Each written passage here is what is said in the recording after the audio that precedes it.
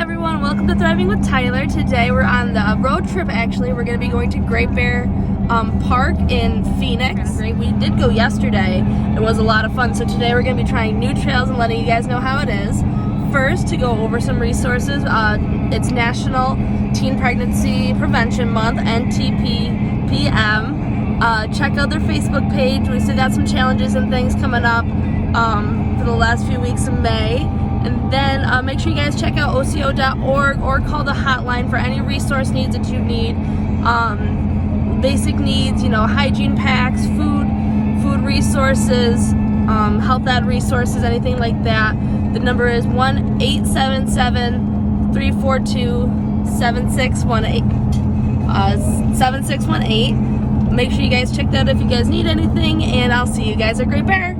See you in a bit. Bye. Here's the parking lot for Great Bear. It is open. There can be a lot of cars, completely filled. We're here kind of early, and we're here by like 5:45, so that's a lot of fun.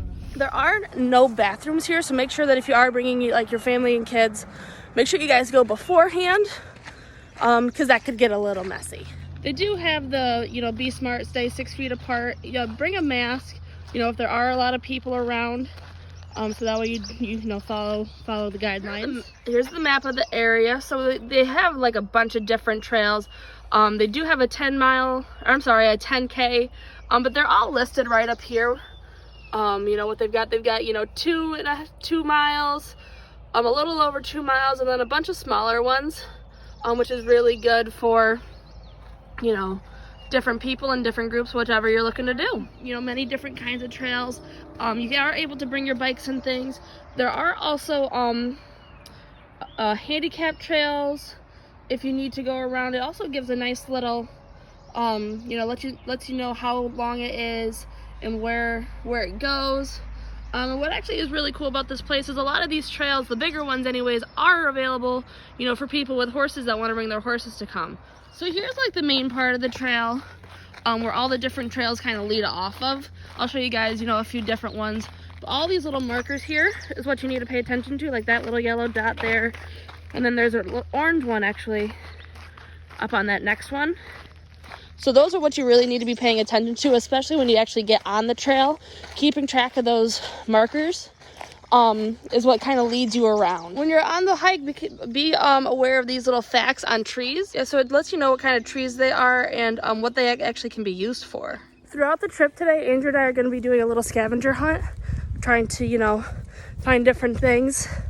So make sure you guys keep track, and, we'll be finding whatever we can on our little list that I'll be posting. I found it on Pinterest. Today we're actually going to be taking Alex's trail. It has the name of the trail, the tracker, and which way you're supposed to be going. If it is your first time going on something like this, it's always a good idea to actually take a picture of the map if you don't have any apps or anything, so that way you kind of can place where you are and go, make sure you're on the right trail. Or a lot of them are color coordinated, like I said, with the dots. You know that you see a yellow tracker, then you know that you're on the right trail.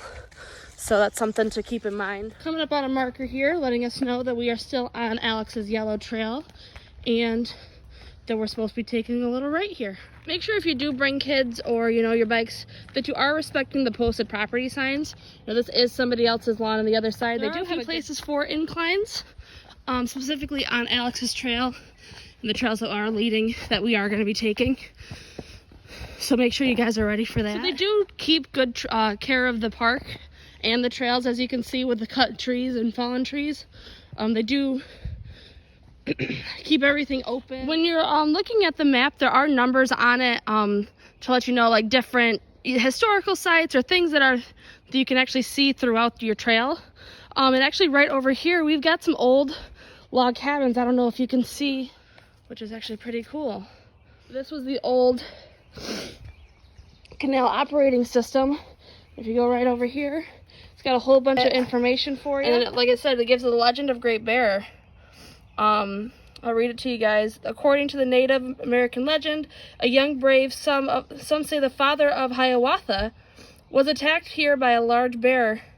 Whether the brave was attacked while drinking from the spring or drank from the spring in thirst from his exhausting struggle upon vanquishing the bear. The brave named the spring Mishamakwa, meaning Great Bear, in honor of his victory. The springs have been called Great Bear ever since. So that's why they call it Great Bear. As I said before, it is really important to pay attention to the signs.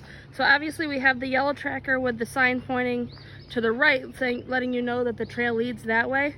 But if you are looking to go back to parking, make sure you pay attention to the parking sign going back the other way to where we came from. So here's a nice, relaxing spot along your marker. We're about a mile in, and it's just really pretty out here. It does have picnic tables too along the river bank, so make sure, if you do want to bring a lunch, this is only a mile in. There are parts of the trail that are a little muddy, but most of the time they do have these bridges, so don't worry about that. This trail has a little bit more roots through it, so just make sure you are watching your footing. On the scavenger hunt are pine cones, which I found some, so that's another mark for me. And another one is green leaves, which I think we've all got, so don't think that that's fair. What kind of different trails are there, Andrew?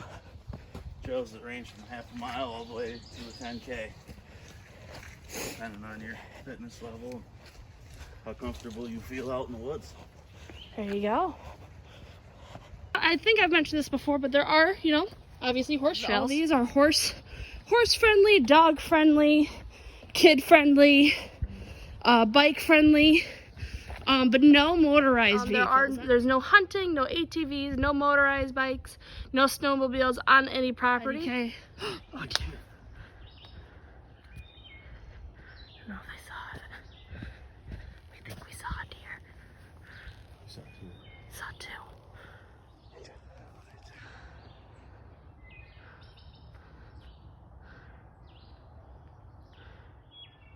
There's one. The other one's right there.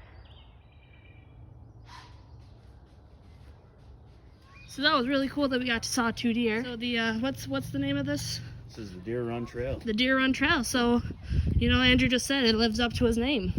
So that's pretty cool. For our nature trail scavenger hunt, we've got a feather. So that's 3 things down. We've got green leaves, brown leaves. I found a shell, which I thought was pretty cool. I will be posting what scavenger hunt we did use. I honestly found it on Pinterest, and I literally just typed in nature scavenger hunt, nature trail scavenger hunt. All right, so as we're finishing up here, some little reminders that I want to make sure you guys know. Don't go off trail. Take a picture of the map. Follow the markers. Know what markers that you are following, and have fun. Like I said, there are so many different kinds of trails here, so this is a really cool, kind of like a hidden gem, because I've never heard of it before up until like last year or something, and then I didn't even try it until yesterday. So, it's really cool, great way to get out. Doesn't even feel like we're in Oswego County. So, yeah, have a great weekend, and we'll see you guys on Monday for Thriving with Tyler Arts and Crafts Edition. Have a great weekend. Bye.